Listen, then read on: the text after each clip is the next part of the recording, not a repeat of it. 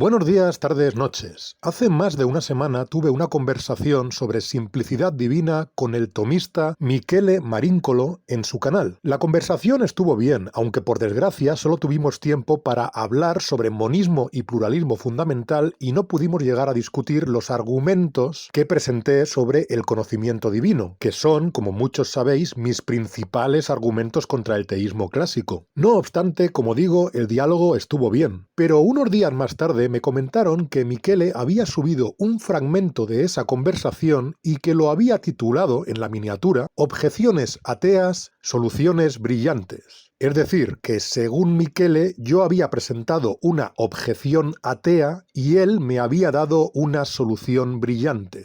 Dejando de lado el hecho de que Michele califique como brillante la solución que él propuso a lo que yo planteaba en esa parte de la conversación, debo decir que también me parece gracioso el hecho de que diga que la objeción que yo estaba presentando en ese fragmento es una objeción atea, cuando lo cierto es que propiamente no lo es. No hace falta ser ateo ni estar defendiendo el ateísmo para presentar la objeción que yo estaba presentando ahí. De hecho, sé bien que hay varios teístas que la comparten, especialmente los neoclásicos como William Lane Craig. Es más, incluso un teísta clásico podría estar perfectamente de acuerdo con lo que yo estaba planteando, porque si veis ese vídeo veréis que lo único que yo estaba diciendo es que la primera vía tomista en concreto, tomada de forma aislada y leída tal y como la presentó Tomás de Aquino, sin añadir ideas externas, tiene un problema para llegar a la conclusión de motor inmóvil, es decir, de un ser inmutable.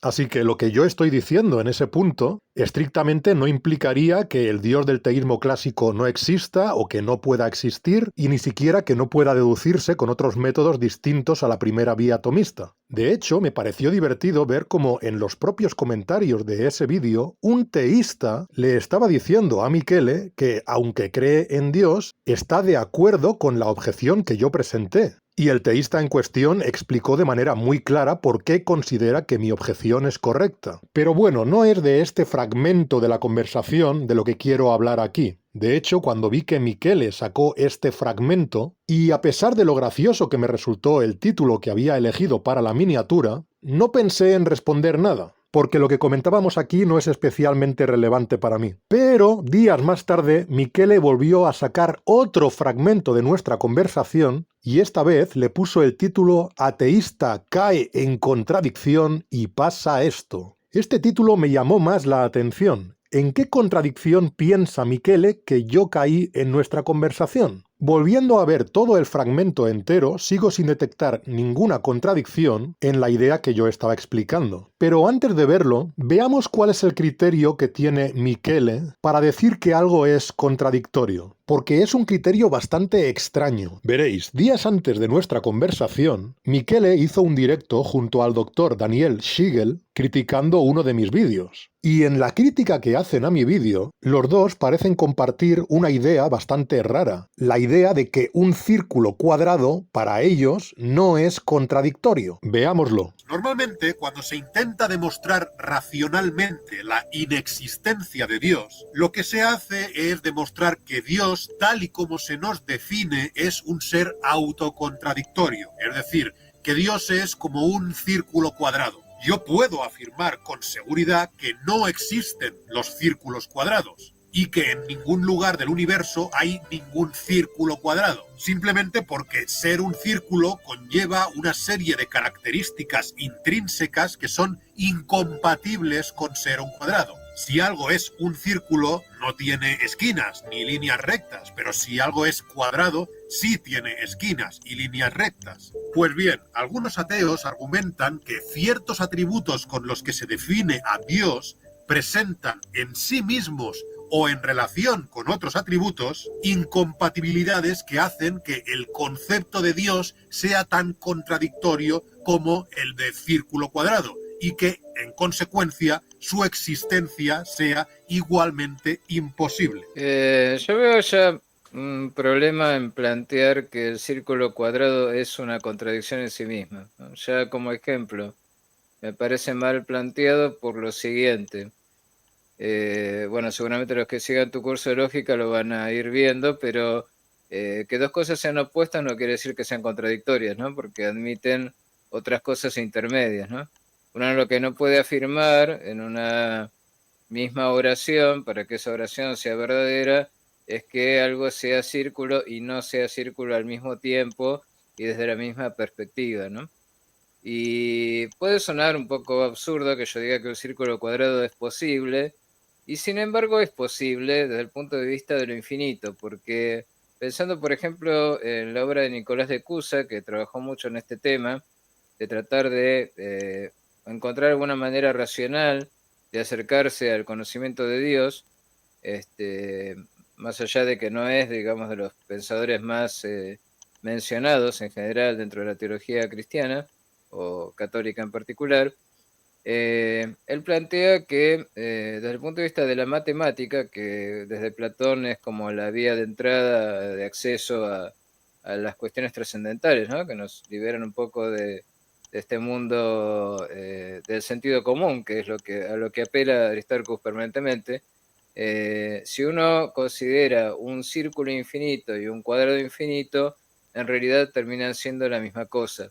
¿Por qué? Porque, por ejemplo, una línea curva en el infinito, ¿sí? Si uno tiene un círculo infinito, la curvatura se va haciendo cada vez menor hasta que puede coincidir perfectamente con una línea recta, ¿sí?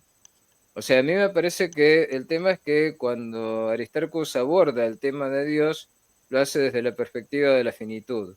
Y la perspectiva de la finitud siempre va a encontrar este tipo de contraposiciones o contradicciones, ¿no? Entonces eso le impide pensar que algo que en el ámbito de lo finito sea diverso, diferente, o hasta que pueda resultar una cosa chocante con la otra, desde la perspectiva de lo infinito pueden en realidad coincidir perfectamente sin contradicción. Eso por un lado, ¿eh? No sé si te esperabas que mencionara esto, pero me parece que es bueno No, notar, pero ¿no? buen Desde aporte, esta sí, sí, cuestión claro. que no. No, yo opino lo mismo. De hecho, así como te decía, ¿no? No me esperaba que ibas a entrarle directamente por el lado de la contradicción en ese sentido, claro. Eso ciertamente es así. O sea, plantear un círculo cuadrado en sí, como tal, no es contradictorio propiamente hablando, ¿no? Estamos hablando de contrarios, pero lo contradictorio es justamente la negación, o sea, el no círculo, ¿no? El no cuadrado.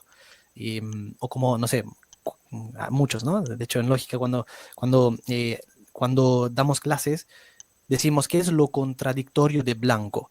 Y la gente que suele decir negro. Y en realidad no, negro es lo contrario, pero no es lo contradictorio. Lo contradictorio es no blanco. Considero que la crítica que hacen aquí a mi vídeo no tiene sentido. Incluso si alguien dice que la idea de círculo cuadrado no es contradictoria y que lo contradictorio sería un círculo no círculo, alegando que para que haya contradicción tiene que estar afirmándose y negándose X simultáneamente y en el mismo sentido, el caso es que en mi vídeo yo ya explicaba muy claramente por qué el círculo cuadrado es contradictorio, mostrando cómo, dadas las definiciones de círculo y de cuadrado, sí que estaríamos diciendo que algo es X y no X simultáneamente y en el mismo sentido, porque estaríamos diciendo que tiene esquinas y no tiene esquinas, porque los cuadrados por definición tienen 4 ángulos rectos y los círculos por definición no tienen esquinas ni ángulos rectos, así que efectivamente estaríamos diciendo una cosa y la negación de esa cosa. Esto de hecho yo ya lo expliqué en un directo en el que respondía a esa crítica que me hicieron Michele Marincolo y el Dr. Siegel. El problema con lo que está diciendo aquí Daniel Siegel es que yo explico por qué es contradictorio ser un círculo y ser un cuadrado. Yo explico que un cuadrado por definición tiene esquinas y líneas rectas. Y un círculo por definición no tiene esquinas y líneas rectas. Entonces, tener esquinas y no tener esquinas sí que es, en el sentido más estricto, contradictorio, porque uno es la negación directa del otro. En todo caso, tener esquinas es lo contradictorio a no tener esquinas. Y yo digo que los círculos no tienen esquinas. Los círculos no tienen esquinas, los cuadrados sí tienen esquinas. Entonces, no entiendo esta crítica, honestamente. Y desde la misma perspectiva, ¿no? Y puede sonar un poco absurdo que yo diga que un círculo cuadrado es posible, y sin embargo... porque él incluso dice que es posible un círculo cuadrado. Si uno considera un círculo infinito y un cuadrado infinito, en realidad terminan siendo la misma cosa.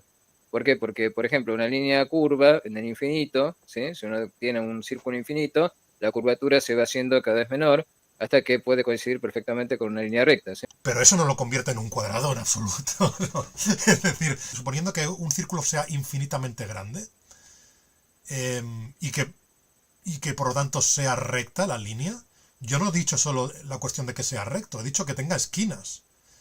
¿El círculo tendría esquinas? ¿Tendría concretamente 4 esquinas por el hecho de ser infinito? Obviamente no. Obviamente no. No sería un objeto de una figura plana de 4 esquinas. No tendría ángulos de 90 grados. O sea, ¿qué es definitorio de un cuadrado? Pues tener ángulos de 90 grados es una de las cosas que lo definen, ¿no? El círculo no está caracterizado por tener ángulos de 90 grados. Bien, ahora ya hemos visto cuál es el criterio de Michele para decir que algo es contradictorio. O por lo menos el criterio que empleó cuando otro tomista como él hacía una crítica a uno de mis vídeos. Un criterio que no le impidió coincidir con ese otro tomista en que, según ellos, los círculos cuadrados no son contradictorios. Teniendo eso en cuenta, ahora sí, vayamos al fragmento de vídeo en el que, según Michele, yo estoy cayendo en contradicción. El hecho de que el tiempo sea finito hacia el pasado no implica que las cosas que existen desde el primer momento del tiempo haya habido algún momento en el que no existieran, o sea, que hayan pasado de no existir a existir. Precisamente existen desde el primer momento del tiempo y no hay un momento anterior del tiempo en el que no existían y posteriormente pasaron a existir, sino que existiendo desde el primer momento han existido siempre, de hecho. Te refieres a un momento en un sentido físico, ¿no? Sí, Perdón, bueno, tiempo en un sentido físico. Pero ese sí, tiempo en un sentido físico comenzó en algún momento, se comenzó a dar el tiempo y antes no había tiempo. No, antes, no, que no hay antes del tiempo. Hablar de antes del tiempo es como hablar de más al norte del Polo Norte. O sea, no hay antes del tiempo. No te estoy poniendo aquí en este caso, pero hay muchos teístas, especialmente los que defienden el Kalam, que parece que no entienden que no es lo mismo decir que hay un primer momento del tiempo, como hipótesis, que decir que eso implica que antes de ese momento no había nada y después ya sí que estaba el universo. No, eso, decir que antes del primer momento no había nada, cosa que yo niego que antes del primer momento del universo no hubiera nada. Yo lo que digo es que no hay un momento anterior a ese primer momento del universo. Entonces, para que se entienda lo que estoy diciendo, esto es como si alguien dijera, más al norte del Polo Norte no hay nada. Como, porque, claro, es como si te estuviera diciendo esa persona, sí, puedes ir más al norte del Polo Norte, pero no encontrarás nada. Y yo digo, no, es que no puedes ir más al norte del Polo Norte, ¿no?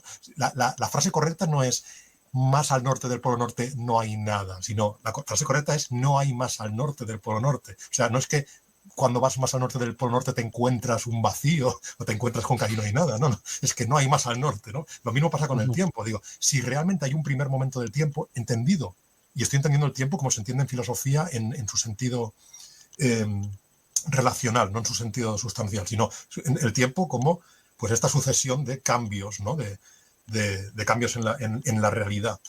Si hay un primer momento del tiempo, pues simplemente antes de ese primer momento no hay un antes, no hay un estado de cosas anterior a ese primer estado de cosas. Entonces, aunque lleguemos a que hay primer momento del tiempo, ello no implicaría que se hubiera pasado de la nada a algo o de la inexistencia. Por ejemplo, de las partículas materiales, si las partículas materiales existen desde el primer momento del tiempo, y en ese caso hipotético que estoy planteando, si existen desde el primer momento del tiempo, no estaremos diciendo que se pasó de que no existieran a que existieran. Simplemente existen desde el primer momento del tiempo. Sí, yo te entiendo, pero entonces permíteme, como tal, no sé, hacer un comentario y me dices si es que eso sería parte de tu postulado o no. Llegamos a este punto, ¿no? En el cual esas partículas ya existían antes como tal del tiempo, ¿no? Del comienzo del tiempo, antes de ese momento. A ver, repite lo último, por favor. No, existen desde el primer momento. O sea, existen desde el primer momento. Entonces, antes en un supuesto hipotético de tiempo finito hacia el pasado, si hay un primer momento en el tiempo, y Sí. por lo tanto, o sea, el tiempo es finito hacia el pasado, la pluralidad de cosas simples existe desde ese primer momento. Antes no hay un antes del primer momento, no hay un momento anterior, no hay un estado de cosas distinto al primer estado de cosas del que se puede hablar, anterior. Eso es lo que quiero decir.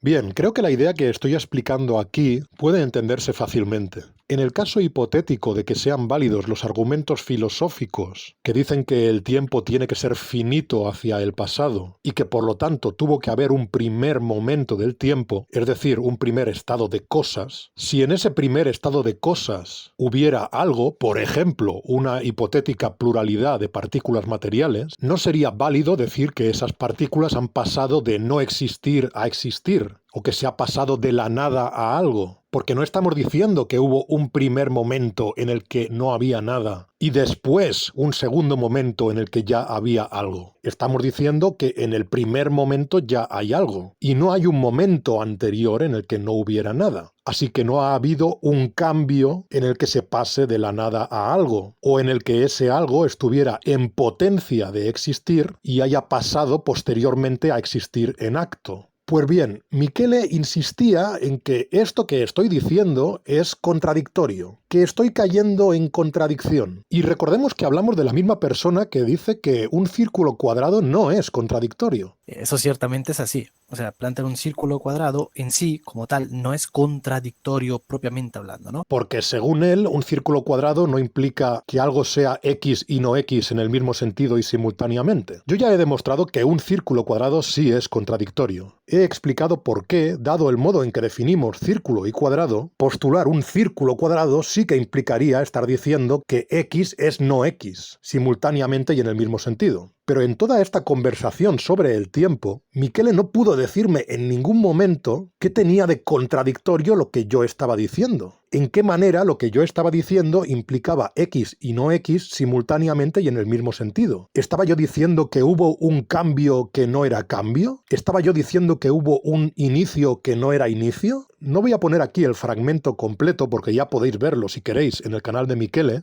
pero sí pondré la parte en la que Michele empieza a decir que estoy cayendo en contradicción. A ver, como tal, si hay un primer momento, no se puede plantear, a menos que quieras caer o bien en una contradicción, o bien en simplemente, digamos, terminar en lo mismo, al menos como es en esa conclusión inicial en la que termina un teísta, que es, como tal, no hay solo materia, sino que también hay algo inmaterial, a menos que entonces quieras, como tal, aceptar en ese sentido, ese dualismo de cosas.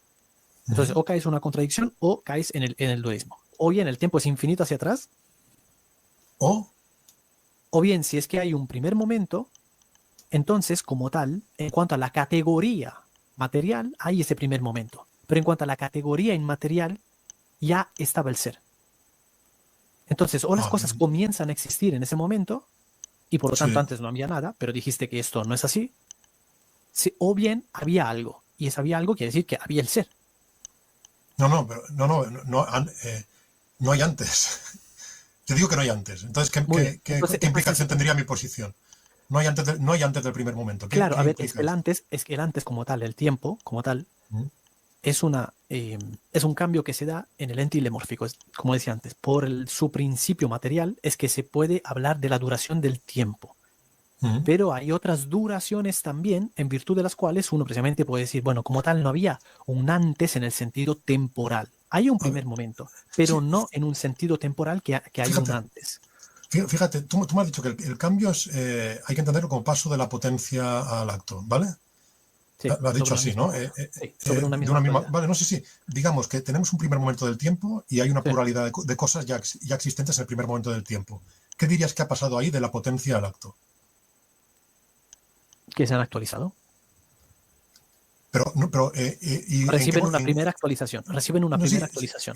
¿Y cuándo estaban en potencia? No entiendo bien la última pregunta. A ver, vamos a ver primero si hay un cambio en el sentido aristotélico y después vamos a ver si hay un cambio en cualquier otro sentido, para ver si tiene que haber un cambio en lo que estoy proponiendo yo. tenemos un primer momento del tiempo y hay una pluralidad de cosas existentes desde el primer momento del tiempo. Si hay un cambio es que algo ha pasado de la potencia al acto. Vale. Estas cosas están en acto en el primer momento del tiempo. Vale. ¿En qué momento? ¿Cuándo estaban en potencia? ¿En qué sentido han estado en potencia? Pues salen en potencia como tal desde siempre. No, están en acto. En el primer momento del tiempo están en acto. Y en el primer momento del tiempo están en acto, claro, pero en la medida en la que sufren como tal el cambio, es que entonces antes tenían un ser en potencia. Pero no, estamos hablando, ¿cómo que Una antes? parte de sí mismo era ser en Pero potencia. ¿cómo que antes del primer momento del Claro, tiempo? es que lo que tú dices no tiene ningún sentido. Es una contradicción de términos, no tiene ningún sentido. No puedes ¿Dónde está plantearlo vale, señálame la contradicción. Es decir, señálame exactamente en qué momento estoy diciendo que A y no A se den simultáneamente y en el mismo sentido. O sea, que A sea no A simultáneamente y en el mismo sentido. ¿Cuál es la contradicción en la que estoy cayendo? Exacto, que hay algo en un primer momento, hay una pluralidad de cosas en un primer momento, y luego no hay un antes de ese primer momento.